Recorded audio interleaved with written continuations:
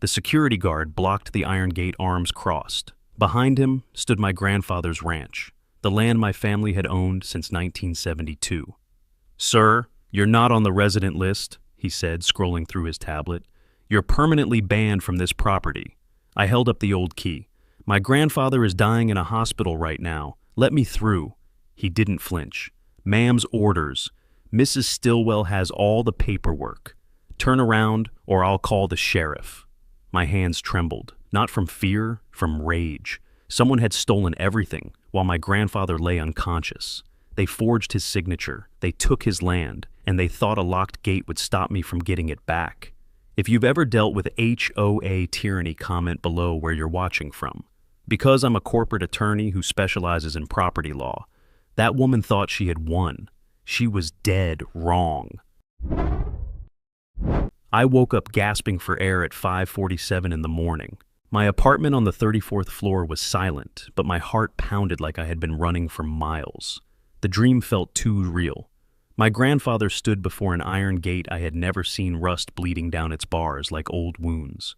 Behind him stretched a field of sunflowers, but they were all wilted, their heads bowed toward dead earth. He looked at me with eyes full of something I couldn't name. Fear, maybe, or warning. "Brennan," he said, his voice carried by wind that didn't exist. "You have to come home. Don't let them take what our family built." Then the gate slammed shut between us, and I woke up. I sat on the edge of my bed, sweat cooling on my skin. Chicago's skyline glittered through the floor-to-ceiling windows, indifferent to my racing pulse.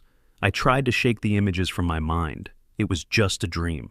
Grandpa Harlan was fine. He was 78 years old and still woke up every morning at 5 to feed the horses. He had survived drought, recession, and losing my grandmother 15 years ago. A nightmare meant nothing. I reached for my phone to check the time, and that's when I saw the missed call. A Texas area code, a number I didn't recognize. Then my phone rang again, the screen lighting up in my dark bedroom. "Mr. Collier." The voice on the other end was female, professional, detached in the way medical professionals learn to be. "This is Harris County General Hospital. I'm calling about your grandfather, Harlan Collier." My throat tightened. What happened? There was a pause, the kind of pause that tells you everything before words do. "Sir, your grandfather suffered a severe hemorrhagic stroke last night. He's currently in the ICU, unresponsive. We've placed him in a medically induced coma to reduce brain swelling." I couldn't speak. The sunflowers in my dream flashed through my mind, all of them dying. "Mr. Collier, are you still there?" I forced words out. "How bad is it?" Another pause. "I think you should come as soon as possible. We don't know how much time he has." I hung up and stared at the phone in my hand. 8 years. It had been 8 years since I last set foot on that ranch. 8 years since I told my father I was done with his guilt trips and his accusations. 8 years since I chose Chicago over home career, over family ambition, over everything else. And now my grandfather was dying, and the last memory I had of him was watching him shrink in my rearview mirror as I drove away. I didn't even say goodbye properly. I told him I would visit soon. I told him I would call every week. I lied. I lied to the man who raised me when my parents were too busy fighting each other to notice I existed. The guilt hit me like a physical blow, bending me forward on the bed. I moved on autopilot after that. I opened my laptop, canceled every meeting for the next 2 weeks. My colleagues would have to handle the Henderson acquisition without me. I booked the earliest flight from O'Hare to Houston, leaving in 3 hours. Then I would rent a car and drive 3 hours south to Harris County. 6 hours total before I could see him. 6 hours of not knowing if he would still be alive when I arrived. I looked around my apartment as I packed. Minimalist furniture, no photographs on the walls, no evidence that I came from anywhere or belonged to anyone. I had built a life designed to forget where I started, and now that place was calling me back in the worst possible way. The taxi ride to the airport blurred past. I stared out the window without seeing anything, my mind stuck on memories I had buried for years. Grandpa taught me to ride my first horse when I was 7. The smell of hay and coffee on summer mornings. Grandma's sunflowers swaying in the hot Texas wind. Then the fights. Dad accused me of abandoning the family. Me shouting that I had a right to my own life. Grandpa standing between us, trying to keep peace, looking older than I had ever seen him. I left the next morning and never looked back. Until now. My phone buzzed with a text from a colleague asking about a contract deadline. I ignored it. None of that mattered anymore. On the plane, I pulled up Google Maps and zoomed in on my grandfather's ranch. What I saw made me frown. The area around the property was marked differently than I remembered. A label appeared over the region that shouldn't have been there. Silverbrook Estates HOA. I zoomed in closer. The boundaries seemed to include my grandfather's land, the 200 acres that had been in our family for over 50 years. That couldn't be right. Grandpa never would have joined a homeowners association. He hated the very concept. A man's land is his own business, he always said. No committee of busybodies is going to tell me what color to paint my fence. I stared at the screen, remembering the iron gate from my dream, the strange logo I couldn't identify. A cold feeling settled in my stomach. Something was very wrong. The flight from Chicago to Houston lasted 2 hours and 17 minutes. I spent every second of it staring out the window, watching the Midwest flatten into the endless sprawl of Texas. Clouds drifted below us like cotton, scattered across brown earth, and I couldn't stop thinking about summers on the ranch. Grandpa would wake me up at dawn, hand me a cup of coffee that was more milk than anything else, and take me out to check the fence lines. A man who doesn't walk his own land doesn't deserve to keep it, he told me once. I was 10 years old, complaining about the heat, wanting to go back inside and watch cartoons. He just laughed and kept walking.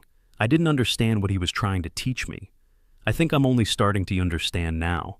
The memories kept coming, whether I wanted them or not. I remembered being 12, watching Grandpa break a wild horse with nothing but patience and a soft voice.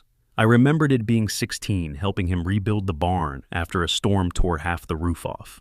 I remembered being 24, fresh out of law school, standing in the kitchen while my father told me I was a traitor to the family. "You're choosing strangers over your own blood," Dad said, his face red with anger. "Your grandfather built that ranch with his bare hands, and you can't even be bothered to help him maintain it." I told him I had my own life to live. I told him the ranch wasn't my responsibility. Grandpa stood in the doorway, silent, his eyes full of something that looked like disappointment. That was the last time I saw him in person. I landed in Houston just after noon. The heat hit me the moment I stepped off the plane, thick and heavy, in a way Chicago never got. I rented a car from the terminal, a white sedan that smelled like artificial pine, and started the 3-hour drive south on Interstate 10. The city faded behind me, replaced by strip malls, then suburbs, then nothing but flat land and sky. I rolled down the window and let the hot wind fill the car. It smelled like dust and grass and something I couldn't name. It smelled like home. I had forgotten how big Texas was, how the horizon stretched so far, it made you feel small. In Chicago, everything was vertical. Here, everything was horizontal. It changed the way you thought about space, about time, about yourself. The landscape shifted as I drove. Modern gas stations gave way to old wooden storefronts. Highways narrowed into 2-lane roads. I passed a church with a hand-painted sign advertising Sunday services, a feed store with rusted tractors parked outside a cemetery, where generations of ranching families lay beneath simple stone markers. This was the world I came from. This was the world I had spent 8 years trying to forget. I used to think leaving was the only way to become someone. Now, I wondered if leaving just made me no one at all. My phone buzzed on the passenger seat, a text from my assistant asking if I needed anything. I didn't respond. What I needed couldn't be found in an office building. 2 hours into the drive, I saw the first sign. It was new, made of polished wood, with brass lettering that gleamed in the afternoon sun. "Entering Silverbrook Estates, private community, violators will be prosecuted." I slowed the car and stared. This road led directly to my grandfather's ranch. There shouldn't be any private community here. There was nothing here but farmland and cattle pastures and families who had worked the soil for generations. I kept driving, my unease growing with every mile. More signs appeared. Speed limit notices with the Silverbrook logo, warnings about security patrols. A billboard advertising luxury home sites starting at $500,000. None of this existed 8 years ago. None of this should exist now. Then I saw the fence. Where there used to be wooden posts and barbed wire, there was now an 8-foot iron barrier stretching along the road. It was painted black with decorative spikes on top, the kind of fence you see around gated communities in wealthy suburbs. Behind it, I could glimpse construction equipment, half-built houses, and raw earth where pastures used to be. Someone had torn up the land, I remembered, and was building something entirely different. My stomach tightened. Grandpa's ranch was only 2 miles ahead. If this development had spread that far, if they had somehow taken his property. I pressed the accelerator and drove faster. I reached the hospital before going to the ranch. I needed to see him first, needed to know he was still alive. Harris County General was a squat brick building, surrounded by parking lots, nothing like the gleaming towers of Chicago's medical centers. I parked and walked through automatic doors into a lobby that smelled like disinfectant and anxiety. A nurse directed me to the ICU on the 3rd floor. I took the elevator alone, watching the numbers climb my reflection ghostly in the polished metal doors. When the doors opened, I saw a long hallway with rooms on either side, each one containing someone fighting for their life. My grandfather was in room 312. He looked so small. That was my first thought when I saw him. Harlan Collier, the man who could lift hay bales over his head well into his 60s, looked like he had shrunk to half his size. Tubes ran from his arms and nose. Machines beeped in steady rhythm. His skin was pale, almost gray, and his eyes were closed. I pulled a chair to his bedside and took his hand. It was cold. "I'm here, Grandpa," I whispered. "I'm sorry it took so long. I'm here now." He didn't respond. The machines kept beeping. I sat there for an hour holding his hand, telling him about my life in Chicago, my cases, my empty apartment. I told him things I had never told anyone. I told him I was sorry for leaving. I told him I was sorry for not calling. I told him I loved him. He didn't move. A nurse came in to check his vitals. She handed me a plastic bag containing his personal effects. His wallet worn leather with his initials stamped on the front. His wedding ring, which he never stopped wearing even after Grandma died. A set of keys, including the one to the ranch house. And an envelope still sealed with a return address that made my blood run cold. Silverbrook Estates HOA. Final notice. I tore it open and read. The letter informed Harlan Collier that he was banned from HOA property due to repeated violations of community guidelines. It threatened legal action if he attempted to access restricted areas. The date on the letter was 3 weeks ago. I looked at my grandfather's unconscious face, then back at the letter. He had been banned from his own land. Someone had taken everything from him while he lay helpless in this bed, and I was going to find out who. I left the hospital at 4 in the afternoon, the envelope crushed in my fist. The drive to my grandfather's ranch took 20 minutes, but it felt like hours. Every mile brought more evidence of what had happened to this place. New roads cut through land that used to be open pasture. Construction sites scarred the earth like fresh wounds. And everywhere those signs. Silverbrook Estates, private property, no trespassing. I had grown up on these roads, knew every curve and dip by memory. Now I barely recognized them.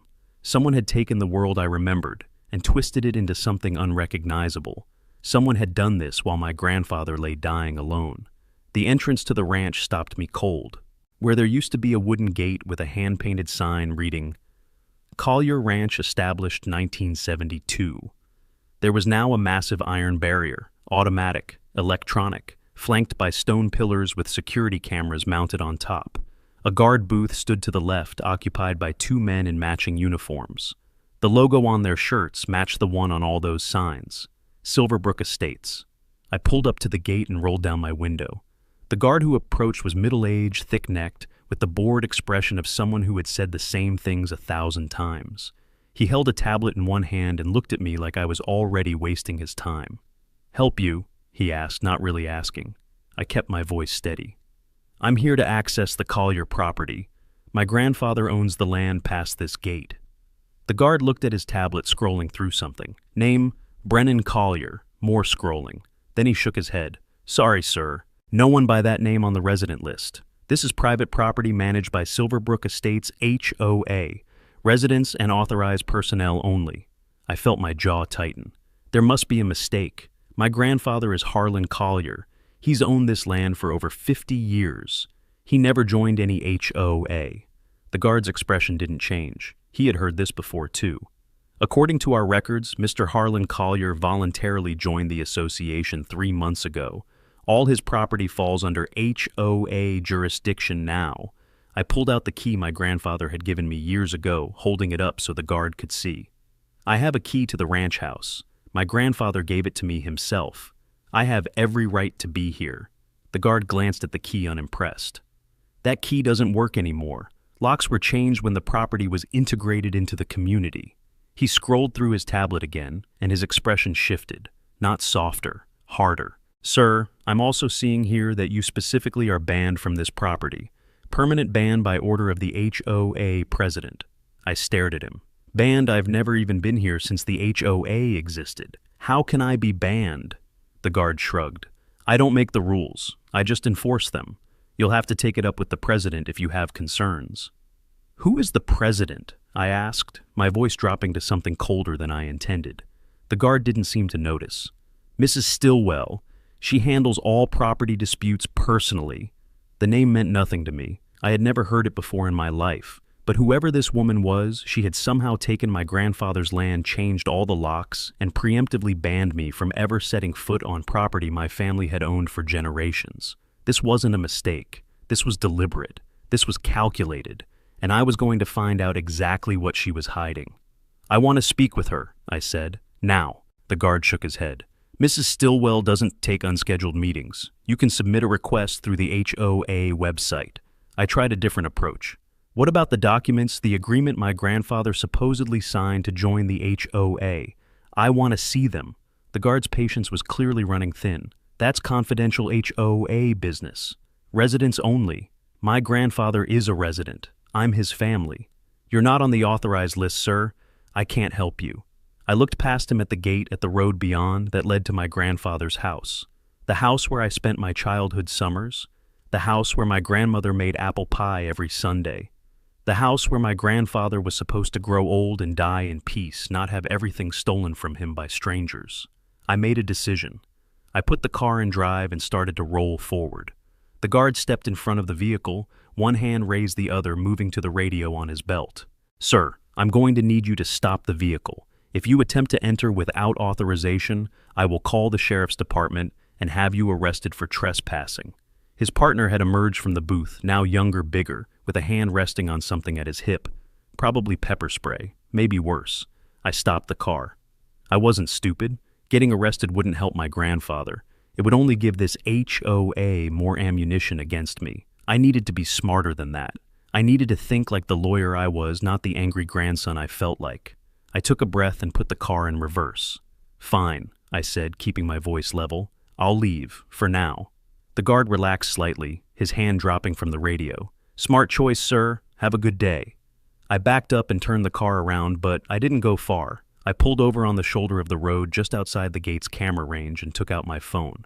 I called my colleague back in Chicago, a paralegal named who specialized in property records. I need everything you can find on an HOA called Silverbrook Estates in Harris County, Texas, I said. Formation documents, property transfers, anything filed with the county in the last 6 months.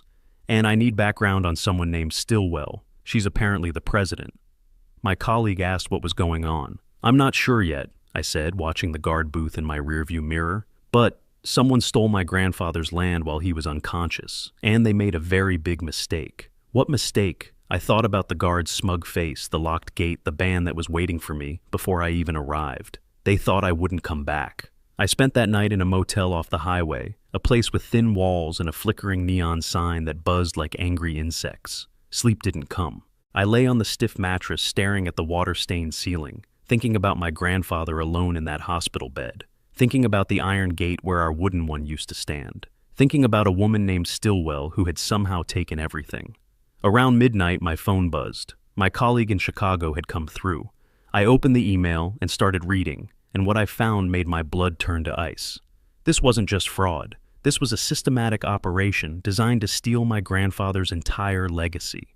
The documents told a story that made me sick. Silverbrook Estates HOA had been formed 8 months ago by a single individual, the president, the sole founding member, the person who controlled every aspect of the organization. She had filed the paperwork quietly, establishing an HOA that claimed jurisdiction over 500 acres of land in Harris County. 500 acres that included property belonging to multiple families who had lived here for generations. My grandfather's 200 acres sat right in the middle of it. According to the formation documents, all property owners had voluntarily agreed to join the association. But I knew my grandfather. He would never have agreed to anything like this. He would have fought it with every breath in his being.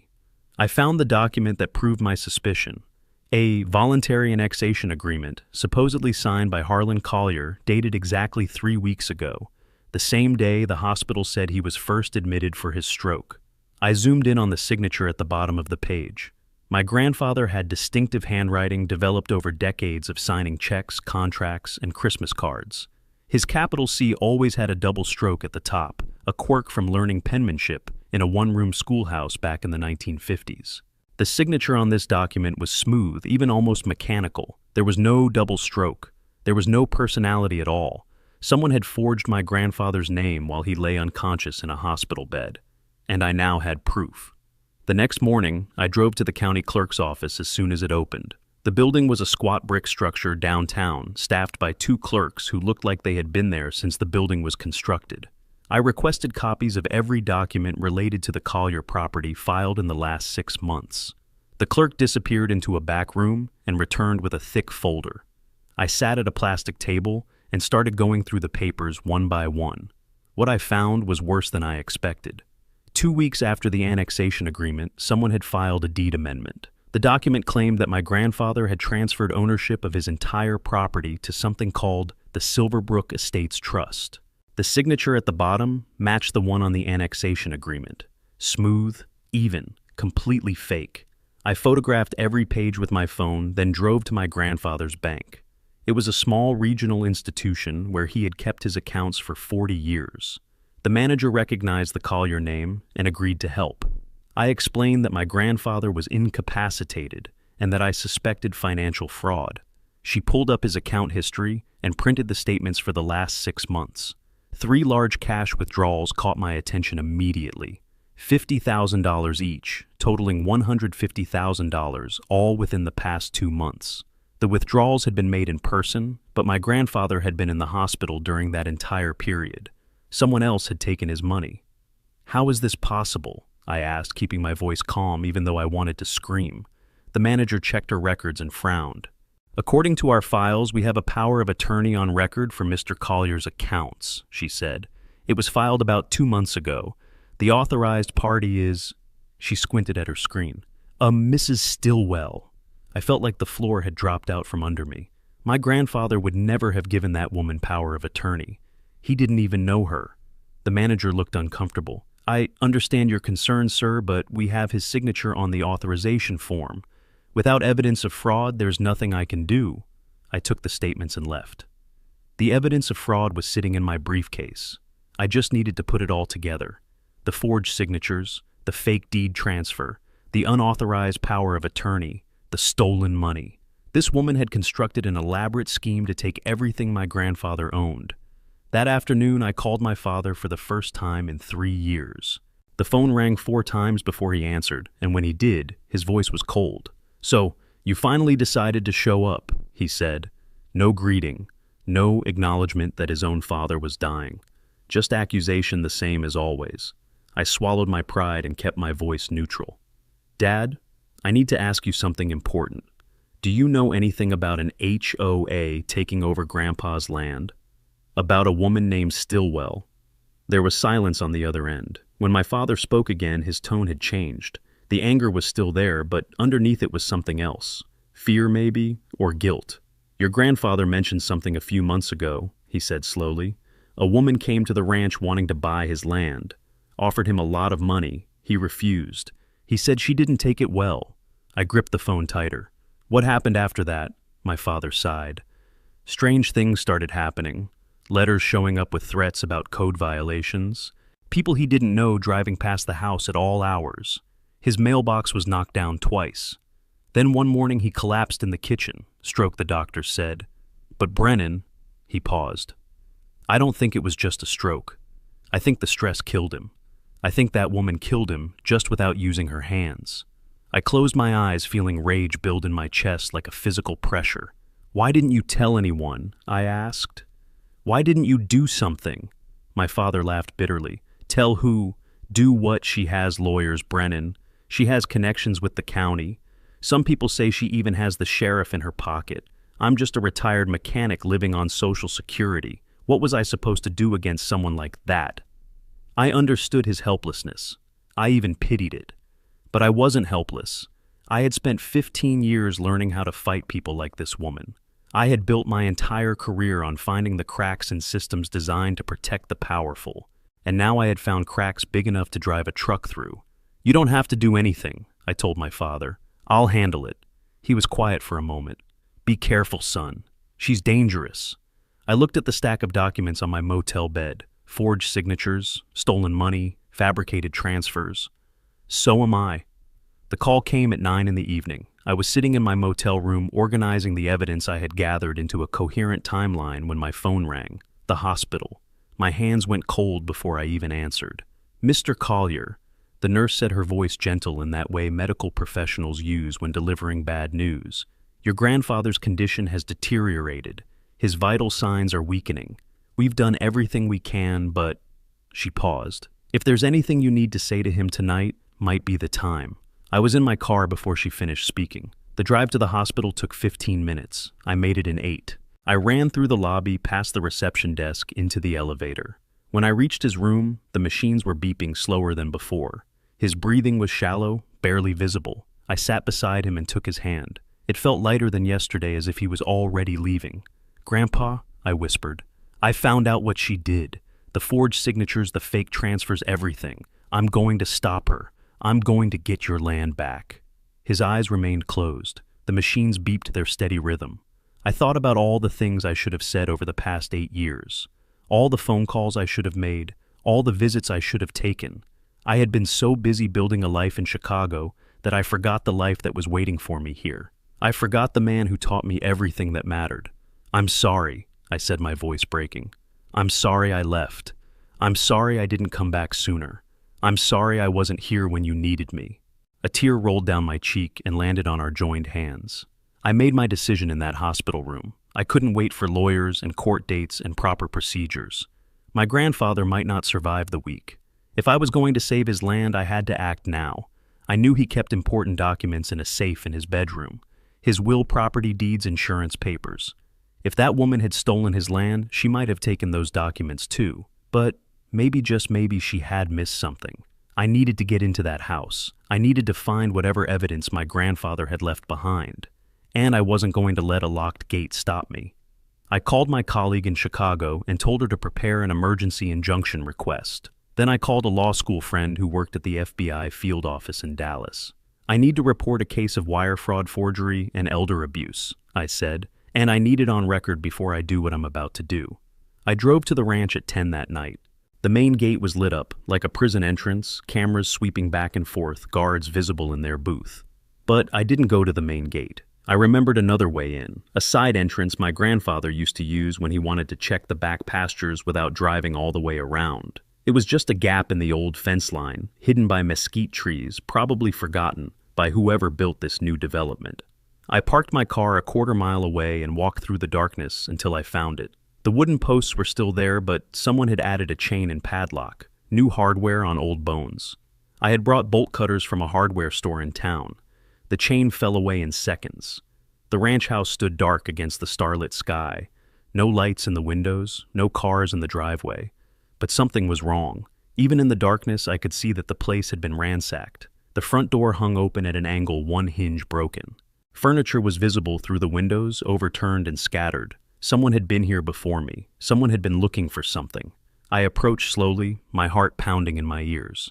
The porch steps creaked under my weight, the same creak I remembered from childhood. Inside, the damage was worse than I expected. Drawers pulled out and dumped on the floor, cabinets emptied, picture frames knocked off walls, glass shattered across the hardwood. Whoever did this wasn't trying to be subtle. They were sending a message. I made my way to my grandfather's bedroom, stepping over debris.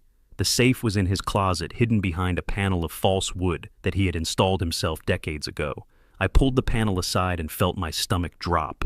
The safe door was open. The interior was empty. They had found it. They had taken everything. I stood there in the darkness, feeling defeat wash over me like cold water. All that evidence, all those documents gone. The woman had won. She had anticipated every move, covered every angle, and left nothing to chance. I leaned against the wall and closed my eyes, trying to think. There had to be something. My grandfather was too smart to put all his eggs in one basket. He grew up during a time when people didn't trust banks or governments or anyone outside the family. Then I remembered the oak cabinet in the living room, the one my grandmother had brought from her parents' house when they got married. Grandpa kept a photograph of her on top of it, a black and white picture from their wedding day. But behind that photograph, there was a small compartment. Grandma had shown it to me once when I was a child and made me promise to keep it secret. Every woman needs a hiding place, she had told me with a wink, even from her husband.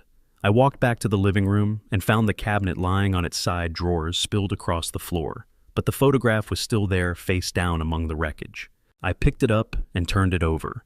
The glass was cracked, but my grandmother's smile still shone through. I pressed the hidden latch she had shown me, and the back panel popped open. Inside was a USB drive. I grabbed it and shoved it in my pocket, just as headlights swept across the windows. Then came the sirens. Blue and red lights flooded the room, accompanied by the sound of car doors slamming and voices shouting. Someone had triggered an alarm, or someone had been watching the property waiting for me to make exactly this mistake. I walked to the front door with my hands raised. 3 sheriff's vehicles were parked in the driveway, deputies crouching behind their doors with weapons drawn. A woman stood among them, tall and elegant in a gray suit, her silver hair pulled back in a tight bun. Even in the chaos of the moment, she looked perfectly composed. She looked like someone who had never lost a fight in her life. She looked at me with cold satisfaction the way a cat looks at a mouse it has finally cornered. "Brennan Collier," the lead deputy announced, moving toward me with handcuffs ready. "You're under arrest for trespassing, breaking and entering, and destruction of property." I didn't resist. I let them cuff my hands behind my back and lead me toward the patrol car.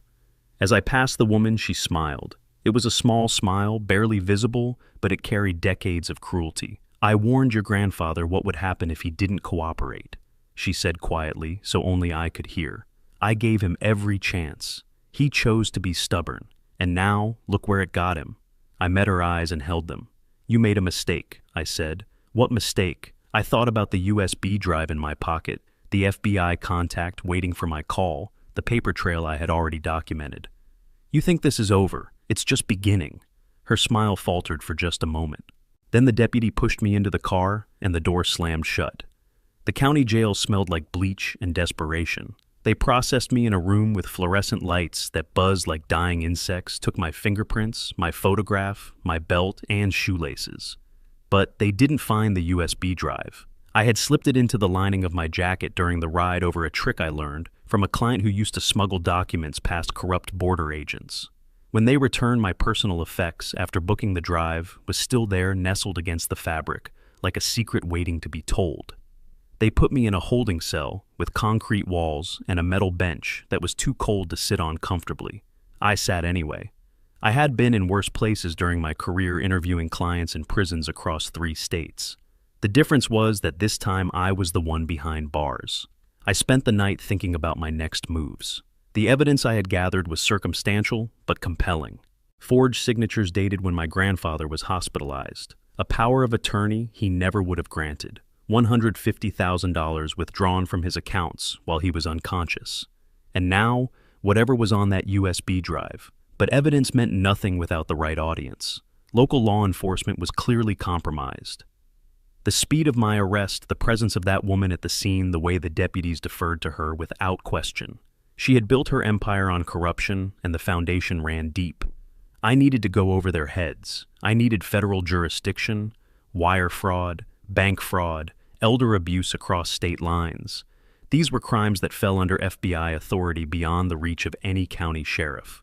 Morning came slowly. Around 8, a guard told me I had a visitor. I expected my Chicago colleague who I had called before the arrest. Instead, the woman herself walked into the visitation room.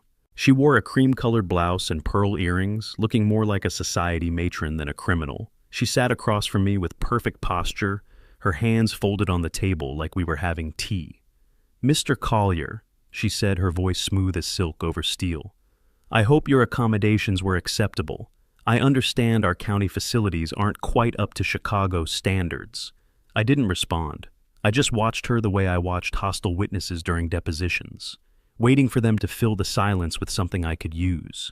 She smiled at my silence. "I came to make you an offer, a generous one considering the circumstances. I'll drop all charges. I'll even compensate you for your trouble. Twice the market value of your grandfather's land paid directly to you. All you have to do is walk away, go back to Chicago, forget any of this ever happened." I leaned forward. "Why would you pay twice market value for something you claim to already own?" Her smile tightened almost imperceptibly. "Because I'm a businesswoman, Mr. Collier. I prefer clean transactions. Your presence here creates complications. Complications cost money. I'd rather pay you to leave than spend years fighting you in court." I let the silence stretch between us. Then I shook my head. "No." Her composure cracked for just a moment. A flash of something cold and dangerous moved behind her eyes before the mask slid back into place. "You're making a mistake. I have lawyers, I have connections, I have resources you can't imagine. What do you have?" "A few photographs of documents that prove nothing, a dying old man who can't testify, an arrest record that will destroy your credibility in any courtroom." She leaned closer, lowering her voice. "Your grandfather was stubborn too. He refused every offer I made. He thought his principles would protect him. Look where that got him. Alone in a hospital bed, losing everything he spent his life building. Is that what you want for yourself?" I thought about my grandfather's hands rough from decades of honest work. I thought about my grandmother's sunflowers blooming every spring in soil that our family had tended for generations. I thought about the signature on those documents, smooth and false, a forgery that mocked everything the Collier name stood for. "You want to know what I have?" I said quietly. "I have the original deed to my grandfather's property, recorded in 1872. I have hospital records proving he was unconscious when those documents were supposedly signed. I have bank statements showing withdrawals made under a fraudulent power of attorney." I watched her face as I spoke, looking for cracks in the foundation. "And I have something else, something you missed when you ransacked his house." Her expression didn't change, but her hands tightened slightly on the table. "You're bluffing." Yet I smiled for the first time since my arrest. "The signatures on your documents don't match. My grandfather's handwriting has a distinctive quirk, a double stroke on his capital letters. Your forger didn't know that. Any handwriting expert will confirm the fraud in 5 minutes." I saw the first real crack then, a flicker of uncertainty in her eyes. She had built her scheme on the assumption that no one would look closely enough. She had underestimated a family's attachment to their land. She had underestimated me. "Here's what's going to happen," I continued. "I'm going to walk out of here. Then I'm going to file a complaint with the FBI field office in Dallas. Wire fraud, bank fraud, elder abuse, federal crimes that your county sheriff can't protect you from." She stood abruptly, the chair scraping against the floor. "You have no idea who you're dealing with." I stood too, matching her height even with the table between us. "Neither do you. I've spent 15 years taking down people who thought that they were untouchable. Corporate executives, corrupt politicians, people with more money and power than you'll ever have. You know what they all had in common? They all thought the rules didn't apply to them. They were all wrong." She stared at me for a long moment. I could see the calculations running behind her eyes, weighing options, assessing threats. Then she turned and walked out without another word. The guard led me back to my cell. I sat on the cold metal bench and waited. 3 hours later, my colleague from Chicago arrived with a bail bondsman. The charges against me were minor enough to allow release pending trial. I walked out of the county jail into blinding afternoon sunlight, feeling like I had been underground for years instead of hours. My colleague handed me a cup of coffee and a change of clothes. "The FBI agent you contacted called back," she said as I changed in the car. "She wants to meet. Says she's been building a case against that woman for 2 years, but couldn't get enough evidence to move forward." I thought about the USB drive still hidden in my jacket lining. Tell her I might have exactly what she needs. My phone buzzed. A text from the hospital. My grandfather was awake. Against all odds, against every medical prediction, he had opened his eyes that morning and asked for me by name. I drove to the hospital faster than I should have. When I walked into his room, he looked like a ghost of himself, pale and thin, under the white sheets. But his eyes were open. His eyes were alive. He saw me and tried to smile, managing only a weak tremor of his lips. I took his hand, feeling bones beneath paper-thin skin. "Brennan," he whispered, his voice barely audible. "You came back." Tears burned in my eyes. "I'm here, Grandpa. I'm not going anywhere." He squeezed my hand with surprising strength. "The cabinet," he said. behind your grandmother's picture. I saved everything, every threat she made, every lie she told. I knew someone would come for the land. I wanted to be ready. I pulled the USB drive from my pocket and showed it to him. His eyes widened, then closed in relief. "Good boy," he murmured. "Good boy." The FBI field office in Dallas occupied 3 floors of a glass tower downtown. I arrived the next morning with my colleague carrying a folder of documents and the USB drive that my grandfather had hidden for months. The agent who met us was a woman in her 40s, sharp-eyed and direct, with the kind of handshake that told you she didn't waste time on pleasantries. She led us to a conference room with no windows and asked me to start from the beginning. I talked for 2 hours. She listened without interrupting, taking notes on a yellow legal pad, her expression revealing nothing. When I finished, she inserted the USB drive into a secure laptop and began reviewing the contents. The files on that drive exceeded my expectations. My grandfather had been more thorough than I imagined. There were audio recordings of phone conversations captured on an old answering machine he had never disconnected. In one, the woman's voice was unmistakable, threatening to make his life miserable if he didn't sell. "You're an old man living alone," she said in the recording. "Accidents happen on ranches all the time. Equipment malfunctions, fires start. It would be a shame if something happened to you before you could enjoy your remaining years." There were photographs, too, taken through his kitchen window, showing strangers on his property at night. There was a handwritten log documenting every incident of harassment, dated and detailed with the precision of a man who knew he might need evidence someday. The agent looked up from the laptop with an expression I recognized. It was the look of a hunter who had finally found the trail she had been searching for. "We've been investigating this woman for 2 years, she said. "Real estate fraud across 3 counties. Elderly victims pressured into selling below market value or tricked into signing over their properties. But she's smart. She uses intermediaries, shell companies, and layers of deniability.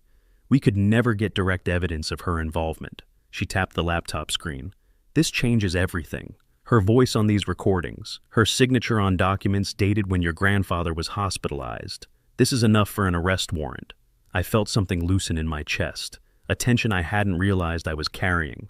"How soon can you move?" The agent smiled for the first time. "She's hosting a grand opening event for her new resort development tomorrow. 200 guests, local media, county officials. It would be a shame to interrupt such a lovely party." I understood immediately. A public arrest would do more than just bring her to justice. It would send a message to everyone who had enabled her crimes, the officials who looked the other way, the sheriff's deputies who did her bidding, the lawyers who filed her fraudulent documents. They would all see their patron brought down in front of cameras and colleagues. They would all start wondering if they were next. "I want to be there," I said. The agent nodded. "I think that can be arranged." The resort opening was held on land that used to belong to 3 different families, land that had been stolen through the same methods used against my grandfather. I recognized the location from old maps from stories my grandfather told about neighbors who had worked this soil for generations. Now it was a parking lot filled with luxury cars, a tent draped in white fabric, a stage where the woman stood in a white dress, smiling for photographers like a queen surveying her kingdom. I watched from the edge of the crowd, waiting. My colleague stood beside me, recording everything on her phone. The woman tapped the microphone and began her speech. "Welcome to Silverbrook Resort," she announced, her voice carrying across the assembled guests. "This is the future of Harris County, a destination for luxury and leisure built on land that was just waiting for someone with vision to unlock its potential." I saw the FBI vehicles before she did.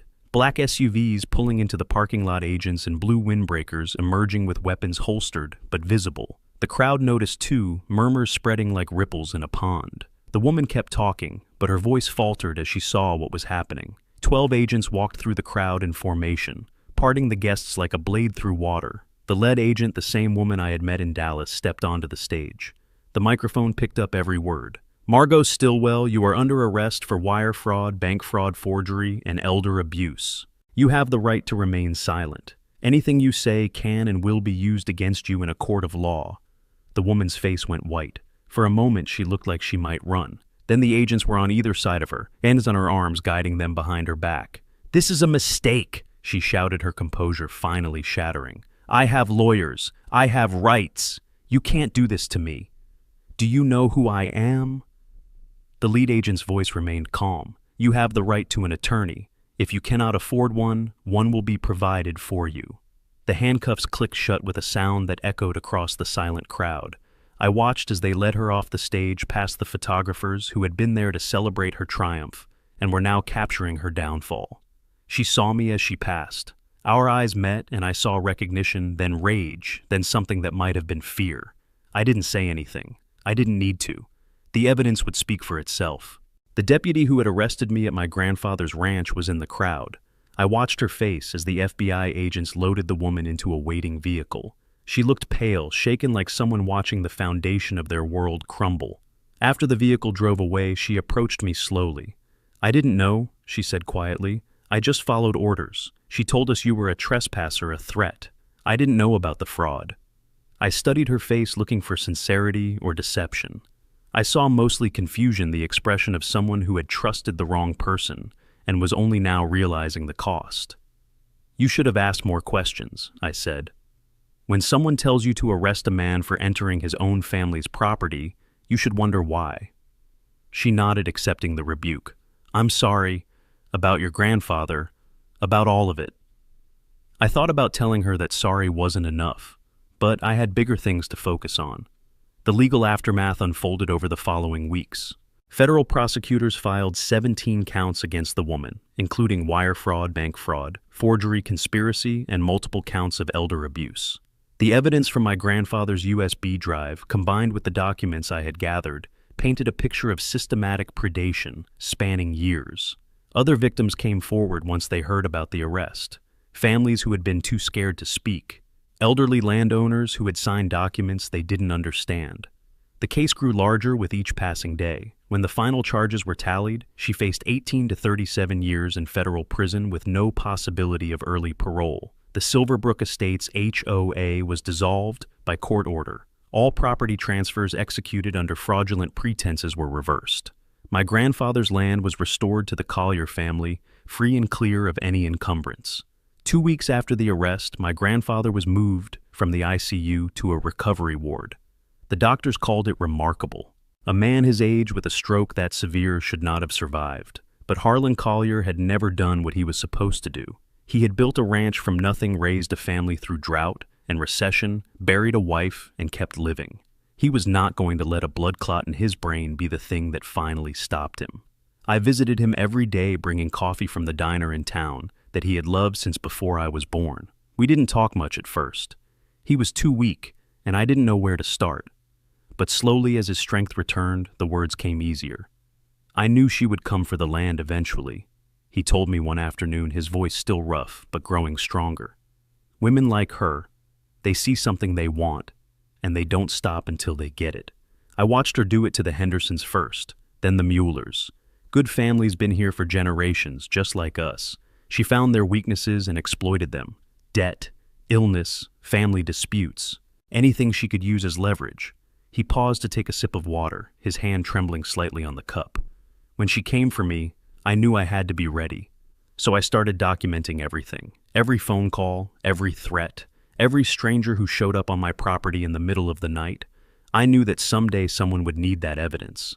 I just hoped I would live long enough to see it used. I told him about the arrest, about the FBI agents walking onto that stage in front of furrow of 200 people, about the look on her face when the handcuffs closed around her wrists. He listened with his eyes closed, a small smile playing at the corners of his mouth. "I wish I could have seen it," he said. "I wish your grandmother could have seen it.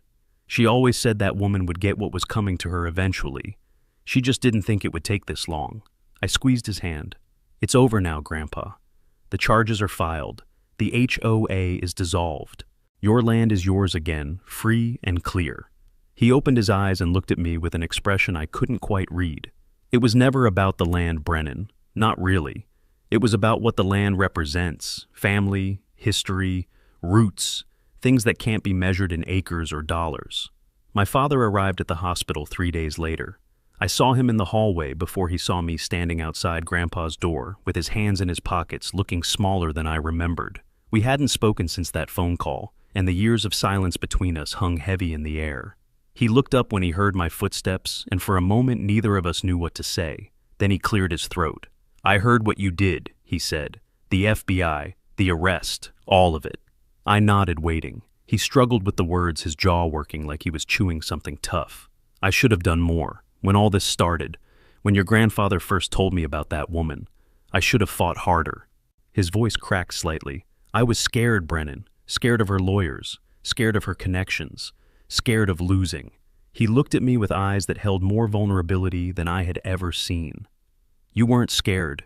You came back and you fought. I'm proud of you, son." The words hit me harder than I expected. I had spent 8 years convinced that my father saw me as a traitor, a deserter, someone who had abandoned his family for a career in the city. I had carried that weight every day, using it as justification for staying away, for not calling, for letting the distance grow until it felt permanent. And now, here he was standing in a hospital hallway telling me he was proud. I didn't know what to say. So I did something I hadn't done since I was a child. I stepped forward and hugged him. He stiffened for a moment, surprised, then his arms came up and wrapped around me. We stood there in the fluorescent light of the hospital corridor, father and son finally finding our way back to each other. "I'm sorry too," I said when we finally stepped apart. "I shouldn't have stayed away so long. I should have come back sooner. I should have been here for Grandpa, for you, for everyone." My father shook his head. "You had your own life to build. Your grandfather understood that. He talked about you all the time, you know. Show everyone your picture. Told them his grandson was a big-shot lawyer in Chicago. He was proud of you too, even when you weren't here." He put a hand on my shoulder. "The important thing is, you're here now. That's what matters." We walked into Grandpa's room together, and when the old man saw us standing side by side, his face lit up brighter than I had seen in years. "About damn time," he said, his voice stronger than yesterday. "I was starting to think I'd have to die before you two idiots figured things out." And 1 month later, I drove out to the ranch for the first time since my arrest. The iron gate was gone, renewed by court order, and hauled away as evidence of the fraudulent HOA. In its place stood a new wooden gate hand-built by my father over the course of 2 weekends. A sign hung above it painted in letters that matched the original I remembered from childhood. "Collier Ranch, established 1972, still standing." I parked and got out of the car, breathing in air that smelled like dust and grass and home. The construction equipment was gone. The half-built luxury homes had been torn down. The land returned to its natural state. It would take years for the scars to fully heal, but already the pastures were showing signs of recovery. Wildflowers pushed through the disturbed earth, reclaiming territory that had been stolen. I walked to the back of the property, past the house that my father had already begun restoring, past the barn, where my grandfather used to keep his horses, until I reached the field where my grandmother had planted sunflowers every spring for 40 years.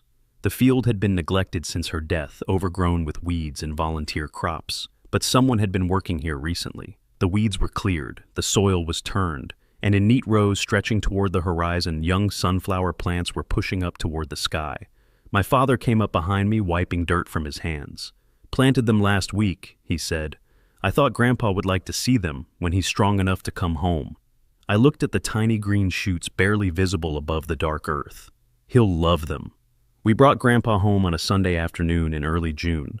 He was still weak, still needed a wheelchair to get around, but his eyes were clear and his spirit was unbroken. My father pushed him out to the sunflower field, the wheels of the chair leaving tracks in the soft soil.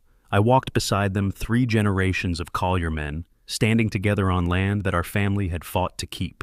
The sunflowers were taller now, reaching toward a sky so blue it hurt to look at.